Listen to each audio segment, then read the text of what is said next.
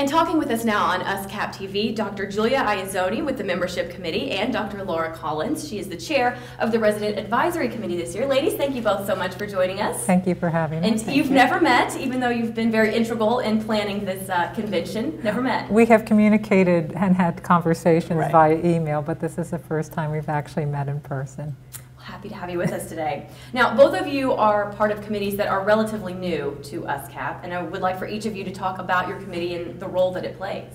Well, the membership committee of which I chair has been put into place a couple years ago, and basically its focus is to really concentrate on member needs and how USCAP can better serve the membership. That basically membership needs continue to evolve. There's things that will always be needed, various educational courses, but how can we adjust what USCAP offers in terms of just the membership needs in terms of how they evolve. So basically we try to see what is working, to keep recommending that USCAP do that, but also to have a sense of what would be new that would be helpful to members.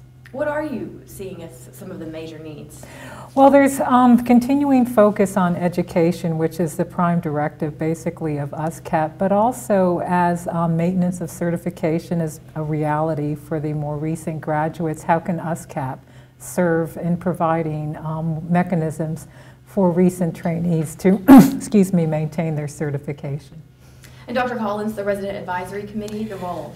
So, well, we've been in existence about 2 or 3 years now, and we're made up, a large component of the committee is made up of residents or fellows, as well as some faculty members and USCAP leadership.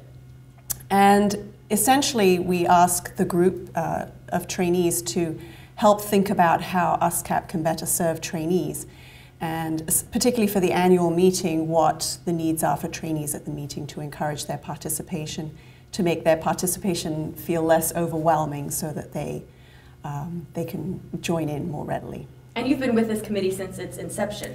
That's correct, yes. I've had the good fortune to be with it from the start and to invite residents to participate, and we have sort of a rolling membership of residents so that we can keep the ideas fresh, and as people transition to junior faculty positions, sometimes they feed into the membership committee, but certainly they're continued participation, and we still are receptive to ideas from them even though they've rotated off the committee.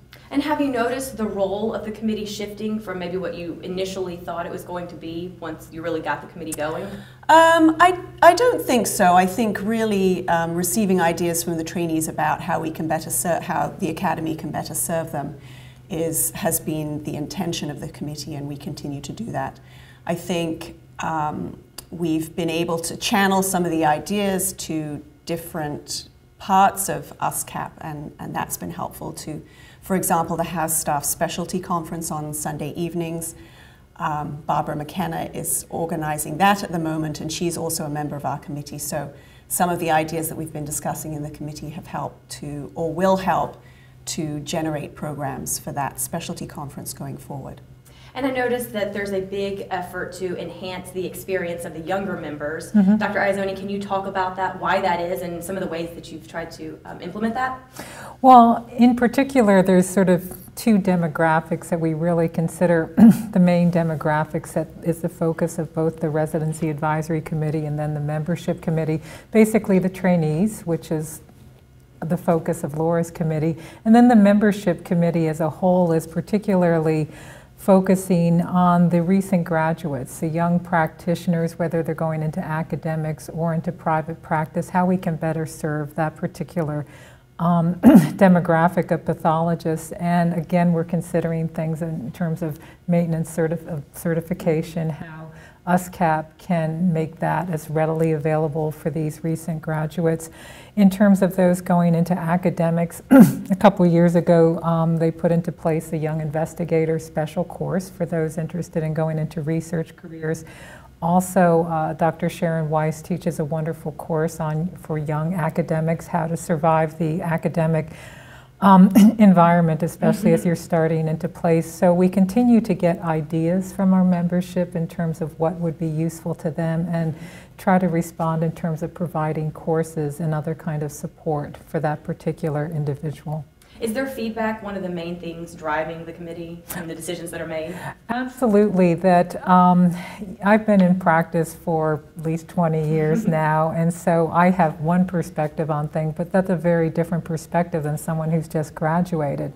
And so while I can kind of channel these ideas through the USCAP or to the USCAP leadership, it's really the people experiencing those issues, the young practitioners, the recent graduates that have their experience in it. So I really appreciate their ideas because they know what they need.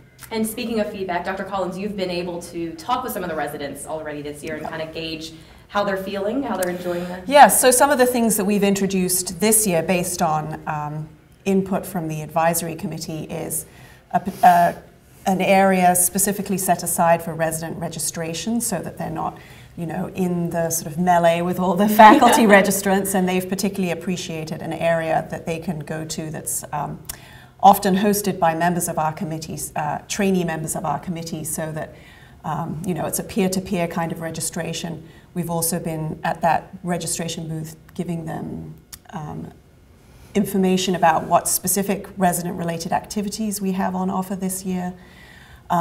We've had the hospitality suite, which is open from breakfast till mid-afternoon, and then this year we had a cocktail evening last evening.